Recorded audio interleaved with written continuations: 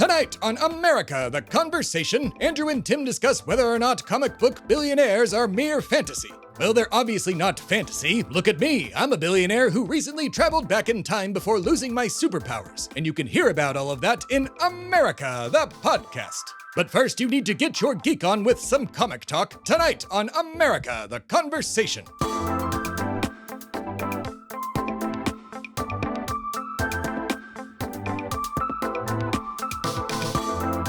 Hello and welcome to America the Conversation. I am one of your hosts, Tim Philippi, and with me, as always, is Andrew Turner, the Highander, if you will. Hello, Highander.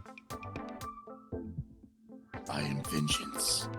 I am still the vengeance and the night still? I am the Highander. Okay, at least you're not Batman anymore, because he's kind of a fascist. And Batman! Ah, fuck, there's Batman. He's back. Batman would be the Highlander somehow. Highander. Highander, yeah, but for regular copyright comics, purposes, I am not the Highlander. I am the Highlander. Fine, you are the Highander. But in general, they've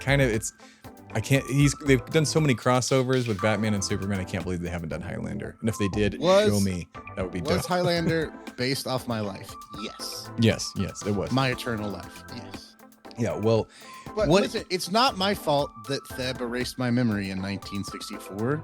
He did do that. Fault. Yep. Listen to America the Podcast to find out how that happened in a few years. And yeah, we'll definitely stop by there. I was about to stop the Kennedy thing, and then Theb said no. He said nope, but it's a whole CIA thing. It trials, has to happen. Yeah. MK Ultra. I don't know what to tell you. Like MK Ultra is going to deal a lot of next good. Next thing I knew, it was 1988, and I was 3 months old. I don't know. Don't tell that fucker's son that we did all this stuff to his dad. He might rat us all out.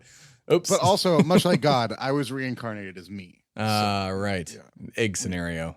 Watch The Egg if you have never heard or read The Egg. It's fantastic. But speaking of things not based in reality, billionaires in comic books is what we're going to talk about today. And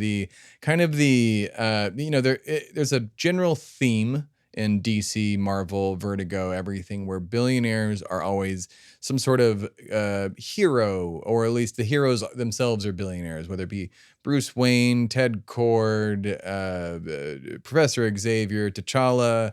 T'Challa's a trillionaire, apparently. $90 trillion is his net worth, according to the website we found. Hell, Scrooge McDuck. GameSpot. It's not the most accurate, website. No, there's no way it's most accurate. It's two fuckers just like us who's just shit. Basic guessed. Yeah, yeah. Because it also has Dr. Doom on here, who runs a whole country, so technically you have the state behind you at that point, so you have unlimited money, but that's the whole thing. So I would say Dr. Doom is actually the richest person in all of comics, but there's lots of villains. I mean, I don't know. T'Challa makes sense. Well, T'Challa does make sense. Vibranium be worth a lot. A lot.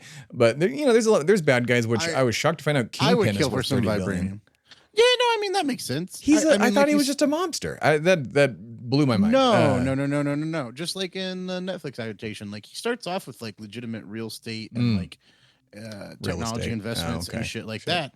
He's a typical New York billionaire. It's just he also runs the criminal underworld, right, until he's exposed. Yeah, well, and then he still runs it, but he's just not a typical billionaire anymore. Yeah. Well, I will say that I think being a billionaire in comics is, just to kind of start us off, I don't think that it's because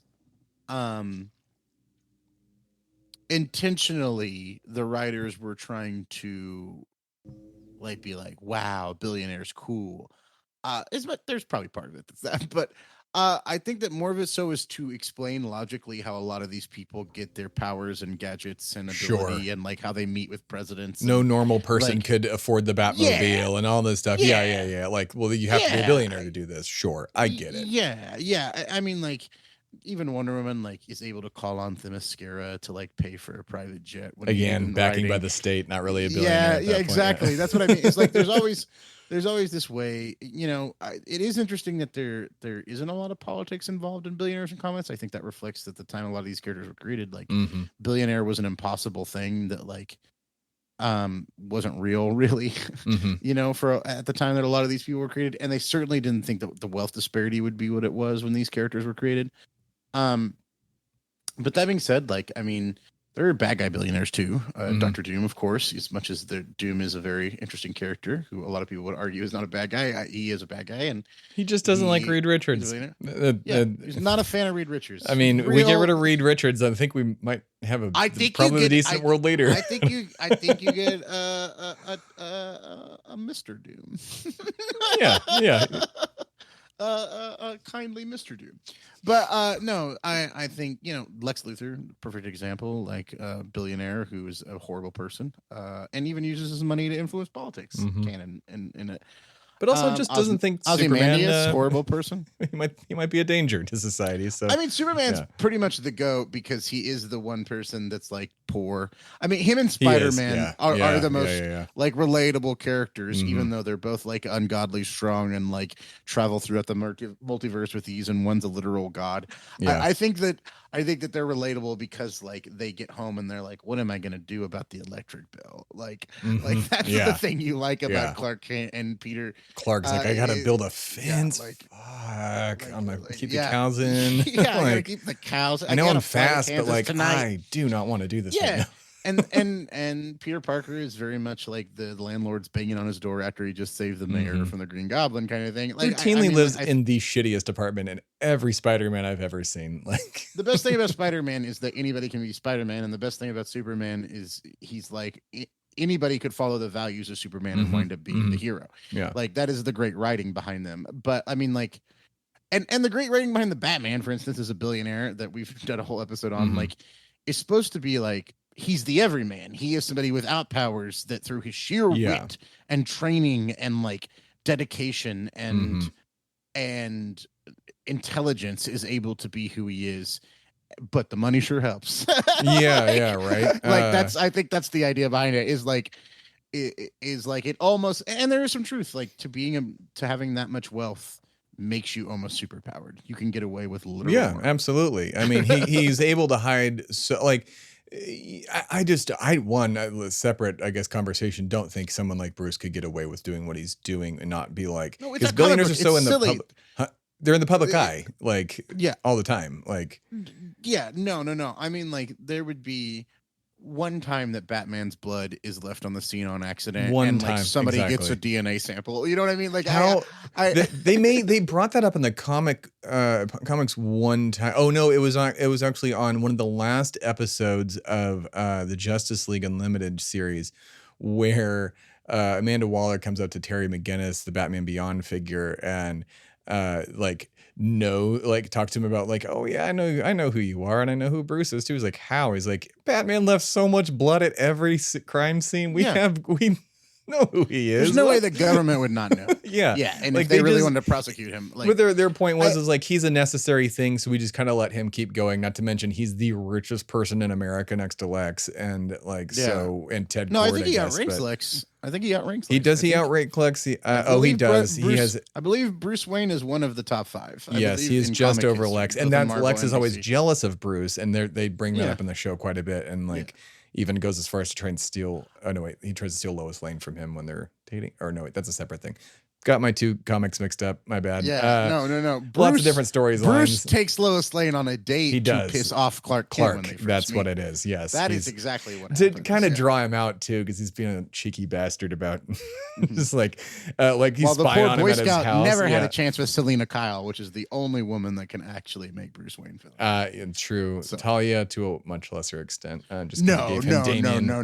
Talia is the Bruce simp. Bruce is not the Talia simp. I'm sorry. Yeah. True. Like Vicky Vale, like the one thing. No, not Vicky Vale. Vicky Vale is very much like her own boss, her own person. I think he's saving his little sister is how he looks at it. Oh, right. Okay, yeah. Like the only person, and I think that this is the greatest thing about the last Batman movie, the Batman, that makes Batman like just shut the fuck up and like stutter and not be able to be like crime, like not monologue, is Catwoman. Catwoman shows up and he'll be like, you can't steal the ruby thing, and she goes, like, I'm going to anyways. Shut up and go away, leave me alone. You're interrupting again. Well, most of the time she's not like shut up, go away, because he's not like a typical dude. She's just like, you're fun, I like you, do you want to chase me? Come on, Bat. I can jump across roofs too, probably a little bit better than you because you're wearing really heavy armor. But yeah, like you could tell that the Bruce Wayne in the Batman was a virgin, like when he met up with Selena Kyle. It was great. 100%. Yeah, Like he's he was a just real like, you're a Tim crime. Scott. You can't do the crime. And she's like, can I do the crime? And he's like, maybe a little crime. Maybe one crime. That's fine. I'm gonna go be sad about my dead dad and mom. But yeah, I mean, but compared to Elon Musk, who offers flight attendants horses in order to give them hand jobs, he did do that. Oh my god, yeah, he did do that. Remember that? Wow. Or his them dad, a horse. who groomed his own stepdaughter and then married her. 30. That's right. Ew. And had God, why children are with billionaires her. gross? Ugh. They're all gross. They're all gross. They're all friends with Jeffrey Epstein. They're all fucking gross. Like, I mean, they're Mark all Cuban seems pretty chill, but who knows? Disattached from the like average normal life and expectations. Yeah, and like that's these people too in the comics. Like, but at least one of them dresses up like a bat and fights. Yeah, supervillains. And compared to the real world where they buy Twitter and then let Nazis come back on it. Exactly. So like the unrealistic expectations that comic books have, ingrained into simple minds of these people. Like, I could cool to be a billionaire. Yeah. Cool. There's the Philip J. Fry line from Futurama. Like, why are you being mad about this? It's like, because I could be a billionaire too someday. When I'm rich, I'll show those pores, or however the fuck he says the line. Like, I believe Lilo walks up to him and goes, "Why are you cheering, Fry? You're not rich, you're poor." And he goes, "Yeah, but someday I might be rich. And when I do, people like me better watch their step." That's what it is. That's the exact quote right there. I'm going to put people like me in their place. Something it's been a while like that. since I've watched that. And that is the American idea of like, America is hard to push socialism onto because America doesn't look at themselves as an express proletariat. They look at themselves as indebted millionaires, right? Like that's what most Americans think they are. Holy like, most shit. Americans believe one day, including you and I, and like I don't believe this anymore, but like sure, that one day like this blows up and then that leads to like this and that leads to that, and both of us are like sipping martinis in our fucking second house, going like, "Well, I gave this much more away to charity, Tim," and you call it, "Give this much away to charity now," on the phone, like just to keep up with me. I would love that to be the future, but most Americans, I think, believe in their heart of hearts that one day they're going to be, rock star. Like that is our Hollywood cowboy like lifestyle. The most American thing about us is we all believe we're going to be millionaires one day. And because of that, we don't fight for the fucking fact that it's very much more likely that we're all going to be working class our whole lives. Even if we're talented, even if we are smart, even if we're cool or funny or kind, like it is very much more likely if you roll the D20 that you're not going to roll the 20. No, you are going to roll frequently, like me, 11s. So. Yeah. I mean, you are not the best at death saving. No, my experience. I mean, 11 passes, but I have. I've never fully. No, I died once. No, I did die once. Okay, fine. But came close another time. I didn't ever crit fail it. Thank God for Alexa Ray Schreffler / Bebop Papa Bunk and her diamonds. Yeah. Oh my God. But there are no diamonds in the real world. There's no diamonds. So. I mean, they are all owned by the billionaires, and they won't use them to bring people back to life. Yeah. I'm sorry. I was about to say there's no diamonds that allow you to be. There's no diamonds in the real world. I'm pretty sure the Earth's made out of it. Of death. Yeah. If there are listeners, like, let us know, because I'm looking to move from Bard into cleric. Yeah, we would love diamonds that can bring people back to life. And even then, these billionaires would never like that. And that's the biggest John discrepancy Brown here. Tomorrow. John Brown. I'm bringing him back and putting him in a mech suit. I'm bringing John Brown back. I was like, who? Oh yeah, no, we need John Brown back alive. Hurry up, John, Mao come back to life. And John Brown back to life. Leave Mao dead. John Brown's fine. Mao's a bit more problematic. But yeah, see, that's the biggest discrepancy, and why, like, there's the when that those fuckers died in that submarine accident. Why everybody was like laughing about it is because these billionaires that we were raised to think are going to put on a cowl and save us. They're going to Iron Man. Good, like Blue Beetle, like Ted Cord's kind of an asshole, but still, like they aren't doing it. There is like maybe a couple people who are doing it. Even the Walton family, the Walmart family, they are required to give away their wealth or they cannot inherit it at the end of the day. All the kids, like they have to give it to like parks and shit but they're being forced to do that because whoever their grandpa or whoever is ordered this knew they weren't going to give. They were going to hoard that shit. Like all of these people that we grew up thinking, whether it be Bruce Banner, Bruce Wayne, Scrooge McDuck, T'Challa, whoever. Maybe T'Challa would do this in real life, but they would not be. I don't think I've ever heard those three characters put in the same sentence. I just have Scrooge McDuck especially in front in of that me right order. now. Yeah, I love that Scrooge was in the middle of that. You know, whether it's the most iconic character besides Superman in comics, Batman, the person who's had the most movies ever made as a superhero. T'Challa or T'Challa, an avatar for the person of color in America and the African people and the African continent in Marvel Comics to say, hey, colonialism bad. Africans could have done just as good if they weren't raped and pillaged by the West in Europe and America.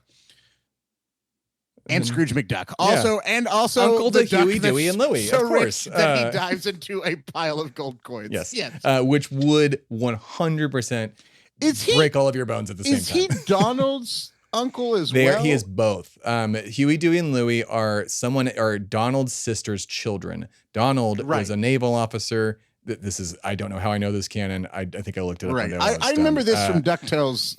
Yes, they are. They are both. He is the uncle to both of those, but Donald is the uncle still to Huey, Dewey, and Louie, whose mom passed away. I don't know. They really don't. Maybe the new one explains it. The one with I think she comes back in the new one. Oh, does she? Yeah. Okay, like Daisy Duck or whoever it is. No, Daisy's Donald's wife. Yeah. So that's the case. Yeah, it's another name. I forget Lin-Manuel Miranda. That's who did the new DuckTales music, at least.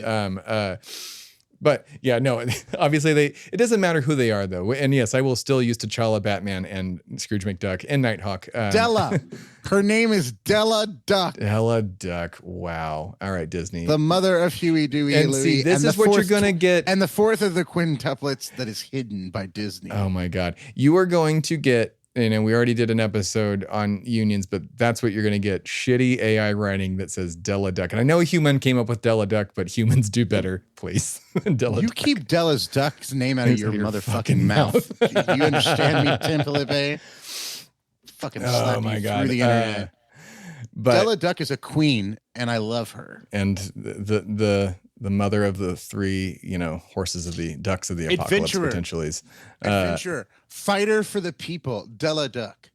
Is she a fighter of the people? Do we know? Yes, an astronaut as well, by the way. Oh my God. Wow, their mom. She was stuck on the moon. That is why they didn't have her. Is that for real? Is that canon now. Oh my God! Shit straight. Learn your history. I will. I did watch. Tim. I watched. Read a book, Tim. Watch a fucking Disney show. I watched Tim. Quack Pack plenty of times and never saw her come in once. But it's when they're like teenagers. That's like saying, "Oh, I'm a Christian and I only read the Old Testament." There's new material, buddy. Catch up. Oh God. Anyways, but summing my point up here, aside from the misuse of Donald Duck with T'Challa, Batman is where we were. Yeah. It's the fact that no billionaire in real, like those people might actually do things good in their universe. Again, Donna Cowell, do whatever they do to help stop things and give their money away. None of these billionaires will do that. Again, to Andrew's point, you're forced to buy Twitter and run it into the ground to where it's not even worth anything anymore. You spend your money on any other thing, buying the most expensive house in Los Angeles like Jeff Bezos, or buying a gigi yacht that can tow your other yacht and that has 2 helicopter pads on it, again like Jeff Bezos. And every other, and he's a boogeyman to every leftist, but his name's fun to say, and it's it's easy. And that wasn't a fart, by the way. That was my chair. But that's what everybody says. Sure. Is he the one who insured like the priceless art on his yacht? Do you know what I mean? Like, there's a whole industry for that, for insuring priceless art on yachts. I'm sure that insurance on art makes sense. Why would you keep that on a fucking boat though? Like, well, it's more expensive to do it on the boat. That's why there's a whole industry for it. like, because But it's on a why would boat. you take that stuff onto a boat? Like your boat could To sink. show off to your friends with your boat Sea air will that has destroy a those fucking paintings. Van Gogh in it. I don't know. Like, Yeah, and the well, sea air I think okay. full I of think they salt. are. I think they are supposed to be like, this is part of the insurance gig of it, right? Like they're supposed to be behind like bulletproof glass, Okay, essentially, okay. like encased in an airtight vacuum type thing. And then like you keep it in your dining room in your yacht and be like, that's a Van Gogh, on my boat. Like, yes, it is very dangerous. This is a What the boat. fuck? Yeah, okay. That, again, proves the point. This is what they're spending their money on They instead used of to buy helping pineapples during the Gilded Age, Tim. You don't know this. Oh, but audience, look this up. It is yeah. true. The very rich actually. used to rent pineapples for days at a time for parties. Yeah, they would rent because they were so expensive. They would rent pineapples and like they'd go through 3 or 4 parties of different wealthy Manhattanites, like in the early 1900s and late 1800s. They would rent pineapples. That's so insane. Just to show off. I know that celery, We Were Horse Girls did a show on celery being used to be centerpieces as well because it was so exotic. Like, that's so weird. I mean, why? Why is because of the whole Philip Fry thing. Like, why do people worship these people? Because they want that life. It's glamorized. And it's gross. It's like, it's a falsehood. It's a falsehood that you're never going to live up to. I'm never going to be a billionaire. You're never going to be a billionaire unless maybe if you're a tech person who creates the next Facebook. Okay, good on you. But even then, other people helped you get to that billionaire status. So. Yeah, and none of these people are helping. They're actively trying to kill unions. They're trying the vast majority of them didn't invent something. They were born into the wealth, and then they bought something that somebody else invented, and they made the profit off of it. So, the vast majority of major wealth like that is inherited, not created out from somebody who came up from the working class. Like Elon's tried to push that story for years, like that he came up from the working class, and his father literally owned an emerald mine that he stole during a diamond mine or emerald mine, baby boy. What was your word? Because we got to put that on a shirt. Emerald spooned baby boy. Emerald spoon baby boy. Yeah, but no, emerald spoon apartheid boy is what they call it. God. Emerald spoon apartheid boy. It doesn't roll off the tongue, but we're gonna make it. I don't care because it's an accurate description. It's just an accurate description of what they did. Yeah, like we talked about one of on the union episode also, too. That 1700s, but pineapples were rented out for $8,000 an hour in 1700s, or is that counting for inflation? That's 8,000 today's dollars. Oh, okay, equivalent.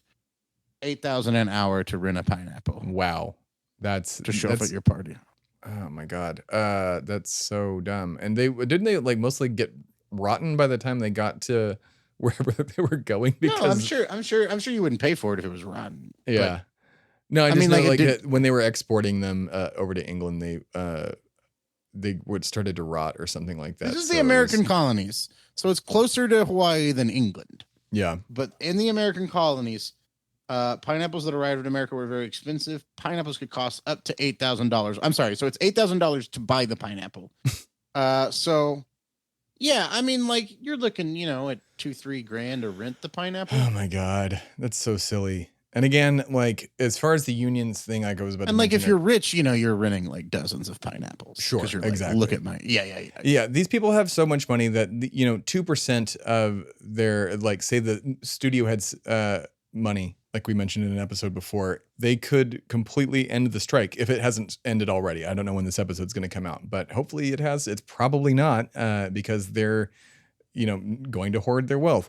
What was it? What's Liz Warren's and Bernie's is a better plan, but what's the tax? A 5%, 5-cent tax on every dollar or something like that could basically curb every economic issue we have. Could pay for schooling, healthcare, all this shit. I was about to say, I know that at least with Bernie's plan, when it comes to free college, like he was talking to doing a 1-cent tax on every dollar of transaction on Wall Street, right? Mm-hmm. So 1% of every time money changes hand in Wall Street goes into a fund that pays for college for everybody, covers it for the next 50 years, Yeah. So no one would even notice that money gone. That's the thing. And you could do the same thing and make it 3 cents total for healthcare and education. Mm-hmm. You know what I mean? Like we could fund these things. We could make it where the very wealthy put a 10% tax on Wall Street. Done. You've got it right there. Put one I mean, dime. even if I'm sure that there's plenty of economists who will be like, that'll shock the system. But I mean, like, Sure. you could do it slowly. You can implement these things over Yeah. time. You could slowly increase tax rates on the uber wealthy and the corporations and the Wall Street traders. We could cut the defense budget, and we could pay for a much better society for all of us. But we're not going to be able to do that while we allow people to hoard literal billions and billions of dollars. You could work on an average American salary of like $37,000 from roughly 8,000 BCE until today, and you would still not have $1 billion. Yeah. It doesn't matter. 10,000 years. You could work for 10,000 years, and you would not have 1/90th of what Jeff Bezos and Elon Musk have. Yep. Fuck, like the amount of wealth that $1 billion is, even compared to 100 million, is astronomical. Yeah. Like, it is unconscionable that while, let alone people in general, but Americans can't eat, can't sleep with a roof over their head, can't eat food that's actually nutritious, can't get an education that actually benefits their kids, can't have a job, that these people are allowed to exist in the richest country in human history when we can't even provide the basics for our own people. Yeah. And I think that comics are about extraordinary things, but the truth is, when it comes down to it, you are just as likely to develop superpowers as you are to be a billionaire. Yeah. And you need to realize that those things are fantasy, and that in the real world, Superman, Batman ain't going to come save us. We got to demand that the people pay their fair share, especially the people at the top. According to Family Guy, everybody gets one from Spider-Man, though. So everybody gets one, Peter. Everybody gets one. So I've had mine. It was, I should have waited. I slipped. It just caught me like a falling damsel. It's fine. I laughed at that joke in my head. Did you, audience? I'm going to wait for you to respond in real time. I was just imagining that time that I was eating a nice big ice cream on the Brooklyn Bridge as I saw Gwen Stacy's body fall and then be captured on her leg by a single strand of spider silk, only to have her hear her neck snap and my ice cream to drop off the cone at the same moment. Saddest moment in comic books, almost. It's horrifying, really. It's up there. Gwen Stacy dying's not great. Spoiler for like 19. She comes back. Well, from a different universe, but dude, man, that Into the Spider-Verse still amazing. Oh my god, all the Spider-Verse movies are so good. That has nothing to do with his Billionaires. That's it. We're done. Peter Parker's the best superhero because he's not a billionaire. That's it. Yeah, that's like if you want to really sum it up, like the only halfway decent one I would say is Peter Parker. Objectively, him and the Flash are two of the most moral people. The Flash is, I would say, the same as Peter. Even the Flash is kind of a pest. The Flash kind of like a sex pest. A little bit. Really, I mean, the Flash definitely he's flirty.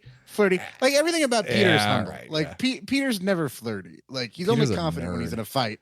Yeah, but he's a humble boy. I just know that Flash lives in a shithole apartment and is trying to be Peter never thinks that he's the best guy in the room for anything, and he does not. That's true. Even though he is regularly the best guy in the room for things, whether it be intelligence or physicality. He's the most logical, methodic person without realizing Peter it. Is the everyman / every woman. So is Gwen in her version. Like so is Hobie. So a lot of the X-Men Morales. too. But I mean, Miles. even X-Men is definitely a allegory for race and like and also like oppression against the Jews. Like it is, X-Men is an allegory for groups of people. The whole Malcolm X versus Martin Luther King as the Charles and Magneto comparison. Like, but Spider-Man as an individual is very much the like, oh my God, I accomplished some of the greatest things ever. Oh my God, I'm in love. Or oh my God, I've had this great tragedy and I still can't fucking pay the rent. Like Spider-Man, Peter Parker is the most relatable superhero because he's not a billionaire. Yeah. And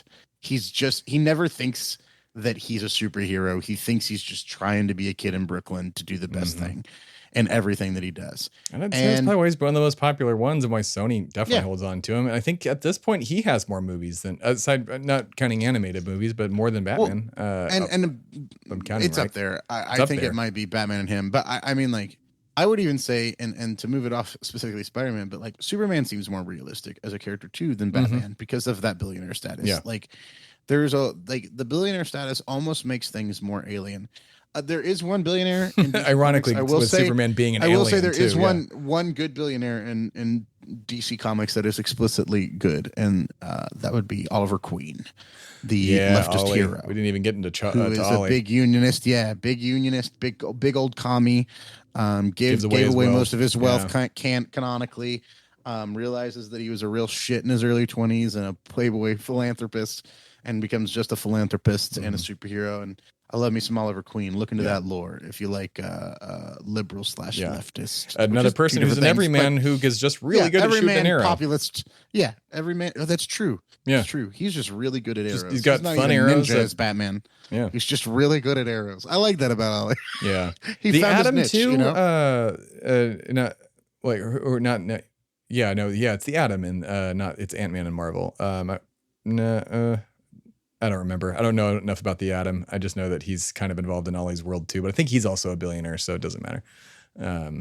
Eat the rich. But yeah, the only good ones, Spider-Man, Oliver Queen, Superman. I think we can safely land on those three people are the only ones you should admire in comics. No, not really. There's plenty of people you can admire. Xavier's a cool guy. He's a billionaire. Emma Frost, kind of a bad person, I think, at one point. At least she tried to kill Xavier. Didn't she try and kill Xavier? I think what you're trying to say to wrap us up, Tim, is exactly what our parents told us when we were children, which is you can have fun with this stuff, but it is make-believe. And in the real world, billionaires ain't the superheroes. No, that's going to be the people working. Yeah. So remember that. Remember that Elon's not your hero. Bill Gates ain't your hero. They were both friends with Jeffrey Epstein. And that's all I have to say. Good night. America the Conversation is a production of Shway Media and America the Podcast. The show was created and is hosted by Andrew Turner and Tim Philippi. The show is mixed and edited by Tim Philippi at Shway Media Studios in Austin, Texas. The show's theme song is by Timmy Two Step. For more information, please visit americatheconversation.com and shwaymedia.com. Thanks for listening.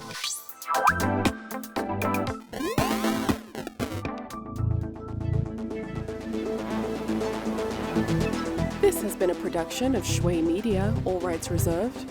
For more information, please visit shwaymedia.com.